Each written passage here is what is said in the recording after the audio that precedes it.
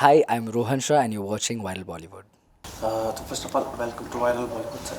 Thank you. Congratulations, आपका जो trailer रहा ट्रेंडिंग में चल रहा है, जैसे जी कि सॉन्ग्स भी रिलीज हुए, वो भी ट्रेंडिंग, मतलब पूरा जी एक हैक हो गया यूट्यूब का। जी तो बिल्कुल। क्या कहना चाहेंगे इसके बारे में? I am very very happy and pleasantly surprise क्योंकि हम लोग एक्सपेक्ट कर रहे थे कि अच्छा रिस्पांस आए, बट इतना अच्छा रिस्पांस, मतलब अगर मैं कमेंट्स रीड करूँ, मैं लोगों से मिलूँ, सब ने इतना प्यार दिया है that I am so happy about it and overwhelmed actually कि मैं I am just feeling blessed okay, and I am excited कि जब पिक्चर आएगी तो कितना ज़्यादा अच्छा रिएक्शन होगा। जैसे हम ट्रेलर में भी देखा आपके रोल के बारे में, मतलब बहुत हैकर के रोल जो दिख रहे हैं, तो थोड़ा उस रोल के बारे में बताइए मुझे। जी विवेक एक 19 साल का लड़का है जो एक और ब्रिलियंट हैकर है। He is a genius.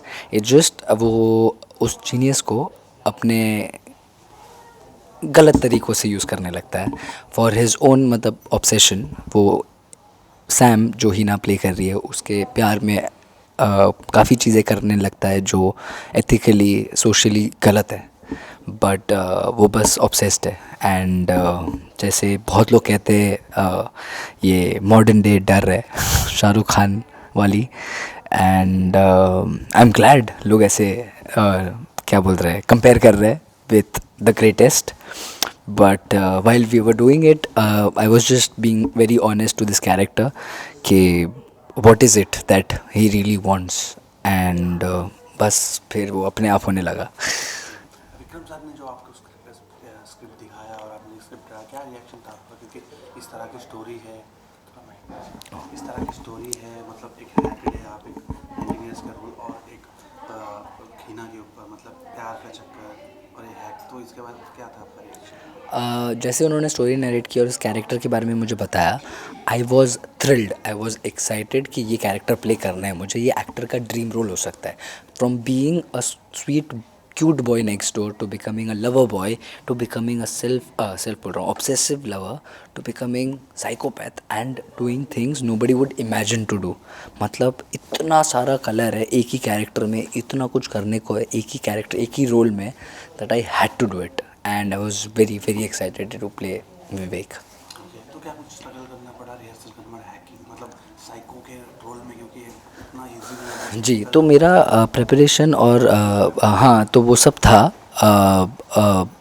My my techniques and my schooling जैसे हुई एक्टिंग के बारे में, but mainly it was about understanding the core of the character कि why would Vivek do this.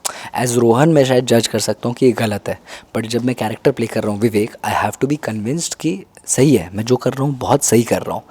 तो वो समझने के लिए मेरे अपनी प्रिपरेशन थी और आई बिलीव कि I was close to understanding the core of the character. And ऐसा था कि शूट के स्केड्यूल के एंड तक मैं कन्विंस था कि यार बेचारा विवेक जो कर रहा है वो सही कर रहा है। मजाक में कह रहा था, बट आई वॉज मतलब स्क्रिप्ट में अगर मैं प्ले जब कर रहा था सीन, मैं कन्विक्शन के साथ कर रहा था कि मुझे है, मुझे ये चाहिए, ये मेरा प्यार है। तो अचानक एक बिलीफ आ जाता है कैरेक्टर में because you your self believe in it.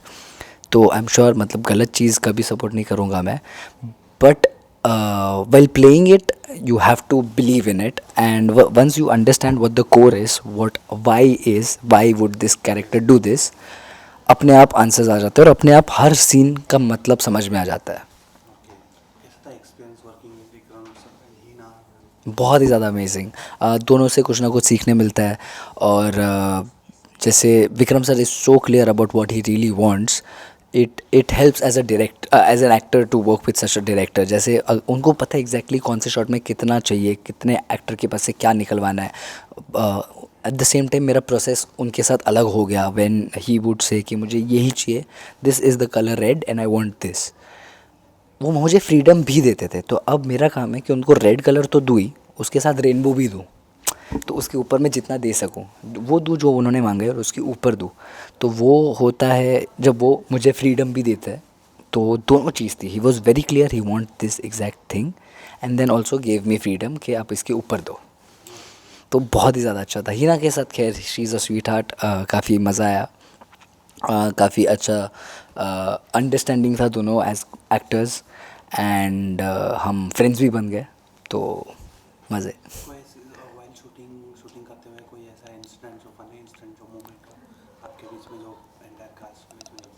Funny funny funny तो खैर मैं करे करे अदरवाइज़ काफ़ी चिल काम सेट था. सब्जेक्ट तो हैकेड सीरियस है लेकिन करे करे करे वही see it was light hearted set, but मेरा कैरेक्टर इतना वो था that I could not afford to be that funny guy. See अभी राइट नाउ मैं कैरेक्टर में नहीं हूँ and I can be very funny otherwise, but उस सेट पे आई कुडेंट अफोर्ड, क्योंकि जिस अग्रेशन या जिस डार्कनेस के साथ मेरे को वो परफॉर्म करना था वो काफ़ी डिफ़िकल्टी से मेरे पास आती थी, बिकॉज मैं एज अ पर्सन वैसा बिल्कुल नहीं हूँ. तो अगर मैं मजाक मस्ती करता रहता सेट पे तो थोड़ा डिफ़िकल्ट हो जाता मेरे लिए टू परफॉर्म ऑन सेट.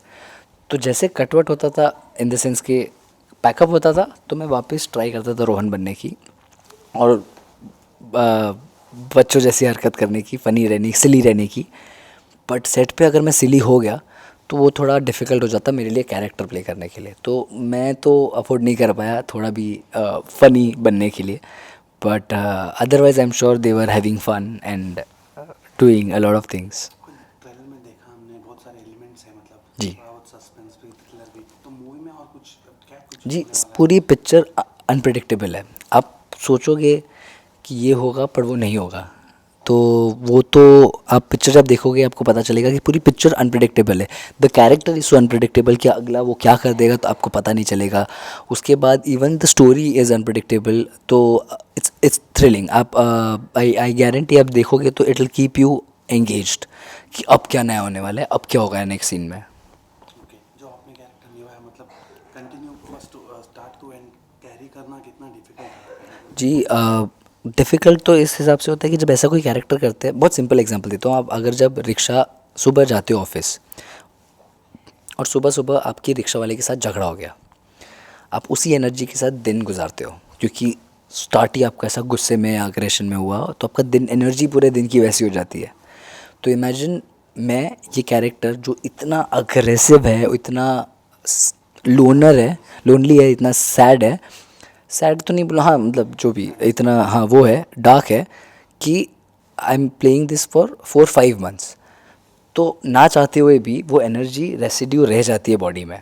आप अगर 12-12 घंटे एक ऐसा कैरेक्टर प्ले कर रहे हो इज़ कॉन्स्टेंटली सो अग्रेसिव, तो आपकी एनर्जी वो रह जाती है ना. आप घर पहुंचोगे तो भी तो वो 4-5-6 महीने तो ऐसे थे कि 1 सेकंड लगता था मुझे ऐसे स्नैप करने को, एंड देन आई लाइक कि breathe Rohan, it's okay, life is beautiful. मतलब मेरी मेरी दोस्तों की कुछ दोस्तों के साथ कभी लड़ाई भी हो जाती थी तो मैं नॉर्मली जैसे रिएक्ट करता था वैसे नहीं रिएक्ट करने लगा. मैं थोड़ा ज़्यादा रिएक्ट करने लगा था. अब मैं उनको ये एक्सप्लेन नहीं कर सकता कि सॉरी मेरा कैरेक्टर वैसा है. वो एक फिज़िकल बीइंग में ऐसा हो जाता है ना कि अब अग्रेसिव एनर्जी रह जाती है. तो हाँ, तो डिफ़िकल्ट तो था. तो मैंने रियलाइज़ किया कि जो सारे क्लीशेज़ होते हैं जो बोलते हैं सारे विलन और सारे बड़े बड़े एक्टर्स बोलते हैं कि you know I went into this dark energy, वो सब मैं समझने लगा कि क्या बोल रहे थे. ओवरऑल मूवी कभी रिलीज होने वाली है, ऑडियंस को क्या कहना है? जी प्लीज़ आप जाके मूवी देखना. हैक्ड 7 फरवरी को रिलीज़ हो रही है 2020, and I am sure you will love the film. It is very relatable, it is surprisingly relatable कि आपको पता भी नहीं होगा कि आप रियलाइज़ करोगे कि ये सब कितना पॉसिबल है. एंड डरावना हो सकता है बट एंटरटेनिंग डेफिनेटली होगा. प्लीज़ देखना. Thank you. Thank you.